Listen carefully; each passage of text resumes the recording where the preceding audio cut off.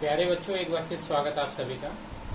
हम पढ़ें chapter determinants और आज मेरा इस चैप्टर का लेक्चर 2 और आज हम पढ़ेंगे प्रॉपर्टीज ऑफ डिटर्मिनेंट्स या सारणिकों के गुणधर्म। इसमें जो पहली प्रॉपर्टी है वो ये है, the value of the determinant remains unchanged if we interchange rows and columns. अगर रोज और कॉलम्स को अगर हम आपस में बदल दें तो डिटर्मिनेंट की वैल्यू अनचेंज रहती है, नहीं बदलती है।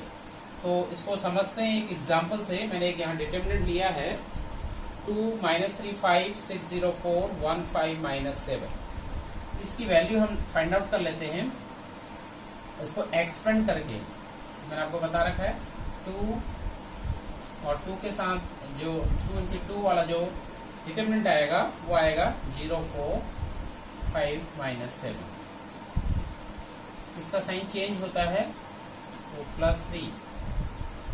इसका साइन चेंज नहीं होता, इसका साइन चेंज होता है, इसका साइन चेंज नहीं होता। इस ढंग से आप लिखते हैं तो -3 के साथ 6 4 1 क्या जाएगा 6 4 1 - 7 +5। 5 के साथ ये रो और कॉलम छोड़ते हुए 6 0 1 5। तो ये 2 ये 0 × -7 is 0 -20 +3 7 6 42 -42 -4 +5 6 5 30 -0। तो ये आपका आ गया -20 × 2 -40 +3 × -46 +5 × 30 150। तो ये वैल्यू हमारी आ गई माइनस में 3 6 18 3 4 12 एंड 1 13 +150। दो माइनस के हैं -8 एंड 17 +150। वैल्यू आ रही -20। इसकी वैल्यू आ गई, इसकी वैल्यू हमने निकाल ली और ये वैल्यू हमारी आ गई -20। अब हमने क्या किया, इस प्रॉपर्टी के हिसाब से अगर हम इसकी रोज को कॉलम बना लें और कॉलम को रोज बना लें तो हमारा एक दूसरा डिटर्मिनेंट आता है। उस डिटर्मिनेंट को मैं लिख रहा हूं, उस डिटर्मिनेंट को हम बोल देते हैं डेल्टा डैश। तो फर्स्ट रो यहाँ पे फर्स्ट कॉलम बन जाता है। जो सेकंड रो है 6 0 4, इसको हमने सेकंड कॉलम बना दिया और जो थर्ड रो है 1 5 - 7, इसको थर्ड कॉलम। अब इसकी वैल्यू हमें फाइंड आउट करनी है, तो इसकी वैल्यू फाइंड आउट करा इसका एक्स। फर्स्ट रो के अकॉर्डिंग कर रहे हैं तो ये आपका इस रंग का इसका साइन चेंज होता है -6 -5 5 - 7 और +1 और 1 के साथ आपका आएगा -3 0 एंड 5। तो ये कुल मिला के 0 - 20 -6 ये +21 हो गया, 21 - 25 +1 -12 -6।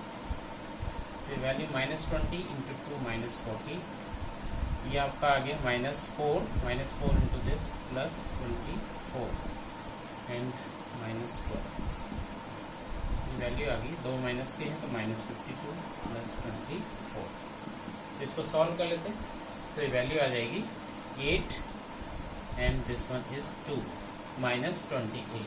तो डेल्टा डैश की वैल्यू भी -28। तो डेल्टा डैश की वैल्यू अनचेंज रही, डेल्टा डैश की वैल्यू चेंज नहीं हुई। तो हमारी जो प्रॉपर्टी नंबर 1 है ये हमने वेरीफाई कर दिया। इस प्रॉपर्टी को प्रॉपर्टी नंबर 1 वो था कि अगर हम रोज और कॉलम्स को आपस में इंटरचेंज कर दें तो डिटर्मिनेंट की वैल्यू अनचेंज है।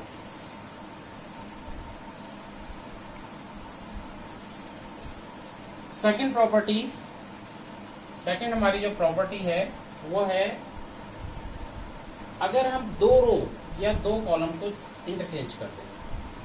If 2 rows or 2 columns of a determinants are interchanged, then the numerical value is same but the sign is changed। कहने का मतलब है, यदि 2 पंक्तियां या 2 स्तंभों को आपस में बदल दिया जाए तो उस सारणी की जो न्यूमेरिकल वैल्यू होती है वो वही रहती है, लेकिन उसका साइन चेंज हो जाता है। उसका साइन चेंज हो जाता है। तो इसको सॉल्व करने के लिए मैंने एक डिटरमिनेंट दिया है 2 - 3 5, ये एक डिटरमिनेंट दिया है, इसको हम सॉल्व कर रहे हैं। तो इसको सॉल्व करने से इसकी वैल्यू हम इसको एक्सपेंड कर देते हैं। तो फर्स्ट रो के अकॉर्डिंग ही कर देते हैं 2, और ये आपका आ जाएगा 0 4 5 -7 -3, इसका साइन चेंज हो जाएगा, +3, ये रो और एक कॉलम छोड़ते हुए 6 4 1 -7 6 4 1 -7 +5, और 5 के साथ मेरा आएगा ये रो और एक कॉलम छोड़ते हुए 6 0 1 5। तो इसको सिंप्लीफाई कर लेते हैं 2 0 - 20 +3 -42 - 4 +5 30 - 0 -40 -46 into 3 -138 and +1 -178 +1 -28, वैल्यू आ गई -20। अब हम क्या कर रहे हैं, इस दो रो को हम चेंज कर देते हैं, एनी टू रो। तो यहाँ पर हम R2 और R3 को इंटरचेंज R2 और R3 को इंटरचेंज करने के बाद हमें एक जो डिटरमिनेंट मिल रही है उसको मैंने कह दिया delta dash. R2 and R3 ये दोनों को हमने इंटरचेंज कर दिया। तो डिटरमिनेंट जो होगा ये इस ढंग का आ जाएगा 2 - 3 5, ये वाली थर्ड रो सेकंड रो बना ली, 1 5 -7 और 6 0 4। इसको एक्सपेंड कर लेते हैं, इसकी वैल्यू देखते हैं। तो इसकी वैल्यू हो जाएगी 2 के साथ ये रो और कॉलम छोड़ते हुए 5 - 7 0 4, इसका साइन चेंज होता है सेकंड वाले का, +3, ये रो और कॉलम छोड़ा 1 - 7 6 4 एंड +5, 5 के साथ हमारा आएगा 1560 1560। तो ये डेल्टा डैश की वैल्यू हम निकाल लेते हैं। Therefore delta dash equal to 2 20 - 0 and +3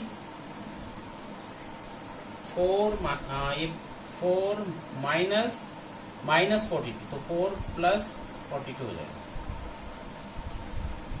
+5 1 × 0 0 -30। इसको सिंप्लीफाई करके देख लेते हैं क्या वैल्यू आ रही है, 40 हो गया, ये 46 × 3 46 × 3 वही 138 होता है, अभी किया था हमने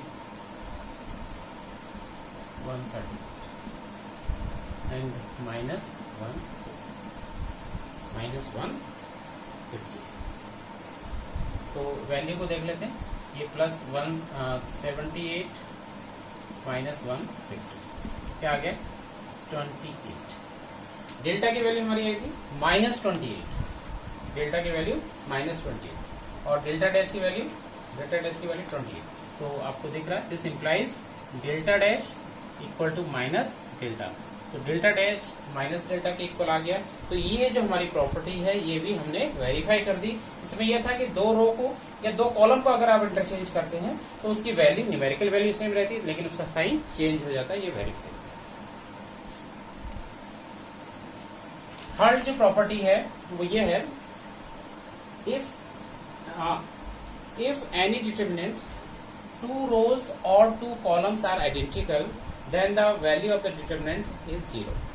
कहने का मतलब है यदि किसी सारणी के दो स्तंभ या दो पंक्तियां आइडेंटिकल हो जाए, मतलब एक जैसी हो जाए, तो उस डिटरमिनेंट की वैल्यू, सारणी की वैल्यू 0 होती है। जैसे यहाँ पर एक एग्जांपल मैंने दिया है, सारणी का आपका 3 2 3 2 2 3 एंड 3 2 3। तो आप देख रहे हैं ये R1 और ये R3 ये आइडेंटिकल है। यहाँ पर R1 और R3 आइडेंटिकल हैं, तो इसकी वैल्यू 0 आनी चाहिए इस प्रॉपर्टी से। तो इसके लिए हम क्या करते हैं, इसको एक्सपेंड करते हैं। तो 3 के साथ आप लेंगे 2 3 2 3 -2, इसके साथ आप ये रो वाले कॉलम छोड़ते हुए 2 3 3 3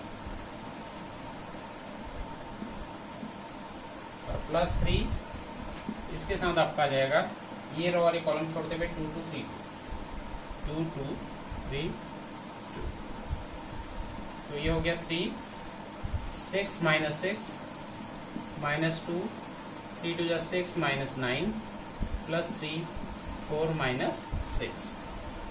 तो ये तो 0 हो गया, 0 इंटू 3 0, ये minus 3 6 minus 9 minus 3 into minus 2 ये प्लस 6 हो गया। और ये देख लेते हैं, ये आपका आ गया 4 into 4 minus 6 minus 2 into 3 minus 6 6 minus 6 भी कैंसिल होगी, तो इसकी वैल्यू 0 आ गई।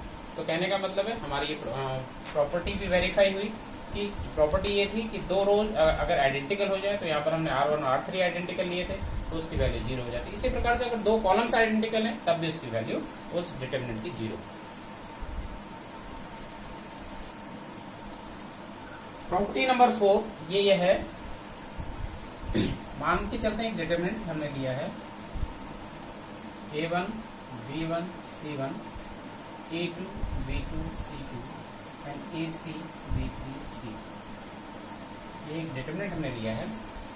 प्रॉपर्टी नंबर 4 ये है, अगर इसके किसी रो के सारे एलिमेंट को या किसी कॉलम के सारे एलिमेंट को किसी कांस्टेंट से मल्टीप्लाई करते हैं, जैसे k से मल्टीप्लाई करते हैं, तो इसकी जो न्यूमेरिकल वैल्यू है k से मल्टीप्लाई हो जाती है। ये फोर्थ प्रॉपर्टी है। तो इसके लिए हमने एक डेल्टा डैश हमने मान लिया। हम ये मान के चलते हैं इसकी फर्स्ट रो को हमने k से मल्टीप्लाई कर दिया।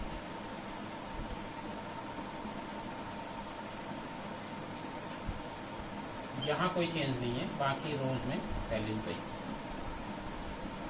First row is multiply by k। तो इस प्रॉपर्टी के हिसाब से इसकी जो वैल्यू होनी चाहिए इसके k टाइम्स होनी चाहिए। तो इसके लिए हमें इन दोनों को एक्सपेंड करना पड़ेगा। तो पहले इसको एक्सपेंड करते हैं। तो A1 यह आ जाएगा this multiply this B2C3 minus B3C minus B1 B1 के साथ आपका आएगा ये रो और ये कॉलम छोड़ते हुए A2 into C3 minus A3C2 plus C1 और C1 के साथ हमारा आ जाएगा A2 B3 minus A2 B3 minus A3। ये तो वैल्यू आ गई हमारी डेल्टा। अब डेल्टा डैश जो कि हमने एक दूसरा डिटरमिनेंट निकाला है, इसमें फर्स्ट रो को k से मल्टीप्लाई किया सारे। तो इसको एक्सपेंड करते हैं तो K1 और ये भी हो जाएगा B2C3। आपका ये छूटेगा, इतना आएगा part B2C3 minus B3C2 minus KB1 ये रो और कॉलम छोड़ते हुए A2C3 minus A3C2 plus this one KC1 A2B3 minus A3B2। तो यहां पर से आप देखते हैं एक टर्म ये आपका इतना मान के चल सकते हैं, एक इतना इन सब में से आप k कॉमन ले सकते हैं। तो हमने k कॉमन ले लिया तो हमारा जो बच गया A1 B2C3 minus B3C2 minus B1 A2C3 minus A3C2 plus C1 A2B3 minus A3B2। अब इस ब्रैकेट इस दोनों को देखते हैं, ये डेल्टा डैश की वैल्यू और ये डेल्टा की वैल्यू। इसको वन इक्वेशन मान लेते हैं, इसको 2 मान। From 1 and 2 from equation 1 and 2 आप देख सकते हैं डेल्टा डैश की जो वैल्यू है k multiply by this bracket, और ये जो ब्रैकेट की जितनी ये जो वैल्यू आ रही है वो यही है, और इसको हम क्या लिख सकते हैं, डेल्टा लिख सकते हैं। तो ये delta dash equal to k delta. तो इस प्रॉपर्टी को समझ लीजिए, फिर से समझ लेते हैं कि अगर किसी भी डिटरमिनेंट के किसी रो के सारे एलिमेंट्स को किसी नंबर से हम मल्टीप्लाई कर दें तो उसकी जो न्यूमेरिकल वैल्यू है वो भी उतने ही टाइम्स हो जाती है, या किसी कॉलम के एलिमेंट्स को मल्टीप्लाई कर दें तब भी वो उतने ही टाइम्स हो जाएगी। ठीक है, तो ये थी प्रॉपर्टी नंबर 4। फिफ्थ प्रॉपर्टी है, अगर किसी डिटरमिनेंट के किसी रो, जैसे यहाँ पर आप फर्स्ट रो देख रहे हैं, फर्स्ट रो के जितने भी एलिमेंट्स हैं वो उसको हमने क्या किया है, दो नंबर्स के सम के रूप में लिखा है। जैसे a1 plus lambda 1, a2 plus lambda 2, a3 plus lambda 3। तो इस लॉ से, ये जो प्रॉपर्टी है, इससे क्या कर सकते हैं हम, इसको दो डिटरमिनेंट्स की सम के रूप में लिख सकते हैं। तो पहला डिटरमिनेंट बनेगा वो आएगा a1 a2 a3, b1 b2 b3 and c1 c2 c3, और सारे प्लस के साइन है तो यहाँ पर प्लस। तो दूसरा डिटरमिनेंट बनेगा लैम्डा 1 लैम्डा 2 लैम्डा 3,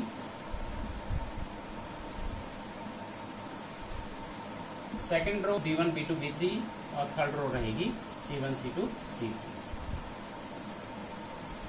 इसको करना भी आसान है, आप कैसे करेंगे, इसको आप एक्सपेंड करेंगे।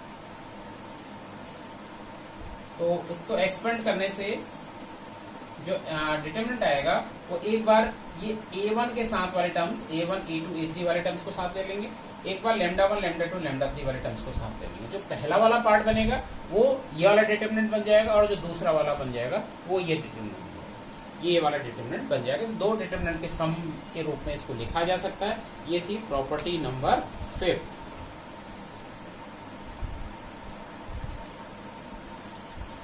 सिक्स्थ और लास्ट जो प्रॉपर्टी है इसको करते हैं। ये प्रॉपर्टी ये है,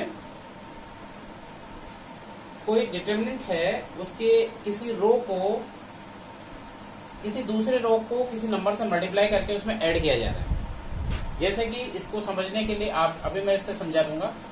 तो ऐसा किसी रो में चेंज कर रहे हैं या ऐसे किसी कॉलम में चेंज करते हैं, तब उसकी वैल्यू सेम रहती है, चेंज नहीं होती है। ये प्रॉपर्टी नंबर 6 है। इसका हम बहुत यूज करेंगे। जो आगे आने वाली एक्सरसाइज है, बहुत इंपॉर्टेंट एक्सरसाइज आने वाली है, उससे 4 मार्क्स का आपका क्वेश्चन ज्यादातर पूछा जाता है। तो ध्यान दीजिएगा इन प्रॉपर्टी को।